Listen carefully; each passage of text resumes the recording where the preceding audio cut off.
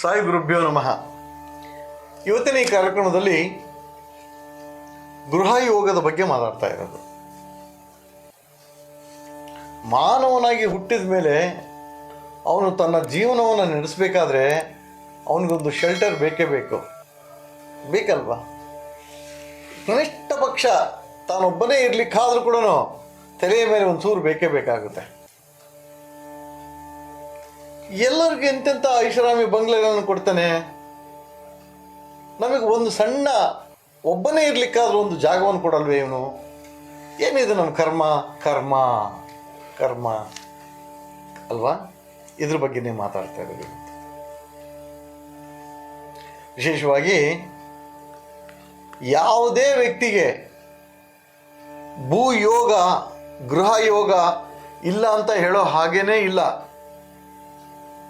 ಅಂತ ಹೇಳಲಿಕ್ಕೆ ಒಂದೇ ಒಂದು ಹಾದಿ ಏನಂದರೆ ಅವನ ಕರ್ಮಗಳು ಅಂತ ಹೇಳ್ತೀವಿ. ಯಾವ ವ್ಯಕ್ತಿಗೆ ತಾರಾಬಲ, ಗ್ರಹಬಲ, ಅದೃಷ್ಟಬಲ ಇವು ಮೂರು ಕೂಡ ಸರಿಯಾದ ರೀತಿಯಲ್ಲಿದ್ದರೆ ಅವನು ಐಷಾರಾಮಿ ಬಂಗಲೆಯನ್ನು ಹೊಂದೋದ್ರಲ್ಲಿ ಯಾವುದೇ ಎರಡು ಮಾತಿಲ್ಲ, ಅಲ್ಲಿ ಸಂಶಯನೇ ಇಲ್ಲ.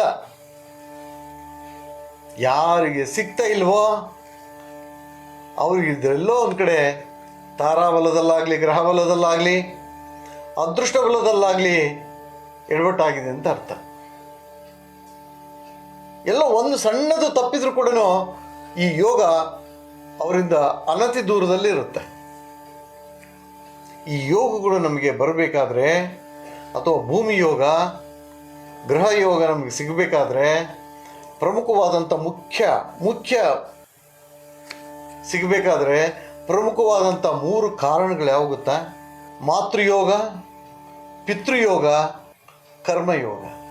ಈ ಮೂರು ಯೋಗಗಳು ಸರಿಯಾದ ರೀತಿಯಲ್ಲಿ ನಮ್ಮ ಜನನ ಕಾಲದ ಕುಂಡಲಿಯಲ್ಲಿ ಸರಿಯಾದ ಪ್ಲೇಸ್ಮೆಂಟಲ್ಲಿ ಇತ್ತು ಅಂದರೆ ನೀನು ಬೇಡ ಅಂದರೂ ಕೂಡ ಭೂಮಿ ಬಂದು ನಿನ್ನಲ್ಲಿ ಬೀಳುತ್ತೆ. ಬೇಡ ಅಂದರೂ ಕೂಡ ಅದೃಷ್ಟದ ಬಾಗಿಲಿರುವಂಥ ದೊಡ್ಡ ಬಂಗಲೆ ಸಿಗುತ್ತೆ. ಇದು ಶತಸಿದ್ಧ. ಇದು ನಾವು ನೋಡಿರುವಂಥ ಅನೇಕ ನಿದರ್ಶನಗಳಲ್ಲಿ ಬೇಕಾದಷ್ಟು, ಒಂದಲ್ಲ ಎರಡಲ್ಲ, ವಾಸ್ತುವಿನ ವಿಚಾರಗಳಿಗೆ ಹೋದಾಗ ಏನೂ ಇಲ್ದಿರುವಂಥ ವ್ಯಕ್ತಿ ಈ ವರ್ಷ ಮುಂದಿನ ವರ್ಷದಲ್ಲಿ ಅತ್ಯಂತ ಭವ್ಯ ಬಂಗಲೆಯನ್ನು ಕಟ್ಕೊಂಡಿರುವಂಥ ವ್ಯಕ್ತಿಗಳು ನಾನು ಬೇಕಾದಷ್ಟು ಜನರು ನೋಡಿದ್ದೀನಿ. ಆಗ ಅವರ ಅದೃಷ್ಟ ಕೂಡಿ ಬಂದಿರುತ್ತೆ. ಕರ್ಮಫಲ ಅವಾಗ ಫಲವನ್ನು ನೀಡ್ತಾ ಇರುತ್ತೆ. ತಾಯಿ ತಂದೆಗಳ ಆಶೀರ್ವಾದ ಅವರ ಮೇಲೆ ಯಾವಾಗಲೂ ಅವ್ರನ್ನ ಕಾಪಾಡ್ತಾ ಬರುತ್ತೆ. ಆಗ ಅವ್ರಿಗೆ ಈ ಗೃಹ ಯೋಗ, ಭೂಯೋಗ ಸಿಗುತ್ತೆ. ಮಾತೃಯೋಗ, ಪಿತೃಯೋಗ, ಕರ್ಮಯೋಗಗಳೆಲ್ಲವೂ ಸರಿಯಾಗಿದ್ದು ಭವ್ಯ ಬಂಗಲೆಗಳೆಲ್ಲವೂ ನಮ್ಮಲ್ಲಿದೆ. ಅದು ಬಂದಾಗ ದೈವ ನಿರ್ಣಯದಂತೆ ದೈವ ಕಾರ್ಯಗಳನ್ನು ಸರಿಯಾದ ರೀತಿಯಲ್ಲಿ ನೀನು ಮಾಡ್ಕೊಂಡು ಬಂದರೆ ಅದು ನಿಂದು ಸ್ವಂತದ್ದಾಗಿರುತ್ತೆ. ಆಕಸ್ಮಿಕವಾಗಿ ಏನಾದರೂ ರಾಹು, ಕೇತು ಛಾಯಾಗ್ರಹಗಳು ಅಥವಾ ಶನಿ ಈ ಮೂರು ಗ್ರಹಗಳ ವಕ್ರದೃಷ್ಟಿ ಏನಾದರೂ ಬಿತ್ತು ನಿಮ್ಮ ಮೇಲೆ ಯಾವಾಗ ಬೀಳುತ್ತೆ ಗೊತ್ತಾ? ಇದು ಸಿಕ್ಕಂಥ ಫಲವನ್ನು ಸರಿಯಾದ ರೀತಿಯಲ್ಲಿ ಅನುಭವಿಸದೆ ಅದನ್ನು ಬೇರೆ ರೀತಿಯಲ್ಲಿ ಅನುಭವಿಸ್ಲಿಕ್ಕೆ ಪ್ರಯತ್ನ ಪಡ್ತೀವಿ ನೋಡು. ಆ ಸಂದರ್ಭದಲ್ಲಿ ರಾಹು, ಕೇತು, ಶನಿಗಳು ತಮ್ಮ ಕೊಟ್ಟಂಥ ಫಲವನ್ನು ಬೇರೆ ರೀತಿಯಲ್ಲಿ ಟರ್ನ್ ಮಾಡ್ತವೆ. ಆಗ ನೀನು ಎಲ್ಲದನ್ನು ಕಳ್ಕೋಬೇಕಾಗುತ್ತೆ. ಇದು ಶತಸಿದ್ಧ. ಕರ್ಮಯೋಗ ಅನ್ನೋದೇ ಹಾಗೆ. ಕರ್ಮದಲ್ಲಿ ನೀನು ಮಾಡಿದಂಥ ಹಿಂದಿನ ಜನ್ಮದ ಕರ್ಮ, ಪ್ರಾರಬ್ಧ, ಸಂಚಿತಗಳು ಈ ಟೈಮಲ್ಲಿ ನಿಮಗೆ ಕೈ ಕೊಡ್ತಾ ಹೋಗ್ತವೆ. ಎಲ್ಲ ಆಸ್ತಿ, ಅಂತಸ್ತು, ಮಾನ, ಧನ ಎಲ್ಲದೂ ನಾಶ ಹೊಂದಲಿಕ್ಕೆ ಪ್ರಯತ್ನ ಪಡುತ್ತೆ. ಗೃಹ ಯೋಗ ಅನ್ನೋದು ಹೇಗೆ ಅಂತ ಗೊತ್ತಾಯ್ತಲ್ವಾ? ಯಾಕೆ ಎಷ್ಟೋ ಜನರಿಗೆ ಸಿಗುತ್ತೆ, ಕೆಲವು ಜನರಿಗೆ ಸಿಕ್ಕಲ್ಲ ಅಂದರೆ ನಿಮ್ಮ ಕರ್ಮಯೋಗದ ಫಲಗಳು ನಿಮ್ಮನ್ನು ಬೆಂಬಿಡದೆ ನಿಮ್ಮ ಬೆನ್ನ ಹಿಂದೆ ನಿಂತು ಕಾಡಿಸ್ಲಿಕ್ಕೆ ಪ್ರಾರಂಭ ಮಾಡೋದು. ಹಾಗಿದ್ದಲ್ಲಿ ಈ ಗೃಹಯೋಗ, ಭೂಯೋಗ ಯಾವ ಸಂದರ್ಭದಲ್ಲಿ ನಮಗೆ ಸಿಗುತ್ತೆ, ಈ ಯೋಗ ಯಾವಾಗ ಬರುತ್ತೆ ಅನ್ನೋದು ಗೊತ್ತಾಗುತ್ತಾ ನಮಗೆ ಅಂದರೆ ಡೆಫಿನೆಟ್ಲಿ ಗೊತ್ತಾಗುತ್ತೆ. ನಿಮ್ಮ ಜಾತಕದ ಕುಂಡಲಿ ಇದ್ದರೆ ಸಾಕು. ಆ ಕುಂಡಲಿಯಲ್ಲಿ ಯಾವುದೇ ಎರಡು ಮಾತನಾಡ್ದೇ ನಾವು ಈ ಒಂದು ಬಲ ನಿಮಗೆ ಬರ್ತಾ ಇದೆ, ಯೋಗ ನಿಮಗೆ ಡೆಫಿನೆಟ್ಲಿ ಬರ್ತಾ ಇದೆ, ಇದನ್ನು ಸದುಪಯೋಗ ಪಡಿಸ್ಕೊಳ್ಳಿ ಅಂತ ಹೇಳ್ತೀವಿ. ಯಾವಾಗ ಗೊತ್ತಾ? ಯಾವಾಗ ಗುರುಗ್ರಹ ಚತುರ್ಥ ಸ್ಥಾನವನ್ನು ಮುಟ್ತಾ ಹೋಗ್ತಾನೋ ಆ ಸಂದರ್ಭದಲ್ಲಿ ಪರಿಶುದ್ಧವಾದ ಕುಜ ಅಂತ ಹೇಳ್ತೀನಿ ನಾನು. ಏನದು ಪರಿಶುದ್ಧವಾದ ಕುಜ ಅಂದರೆ? ವಕ್ರಿ ಆಗಿರಬಾರ್ದು, ಯಾವುದೇ ಕೆಟ್ಟ ಗ್ರಹಗಳ ದೃಷ್ಟಿ ಅದರ ಮೇಲೆ ಬಿದ್ದಿರಬಾರ್ದು. ಇಂಥ ಪರಿಶುದ್ಧವಾದಂತಹ ಕುಜಗ್ರಹ ಚತುರ್ಥ ಭಾವವನ್ನು ಗುರುವಿನೊಂದಿಗೆ ಯಾವಾಗ ಪ್ರವೇಶವನ್ನು ಪಡಿತಾನೋ ಆಗ ನಿಮಗೆ ಗ್ರಹ ಯೋಗ, ಭೂಯೋಗ ಲಭ್ಯತೆ ಇರುತ್ತೆ.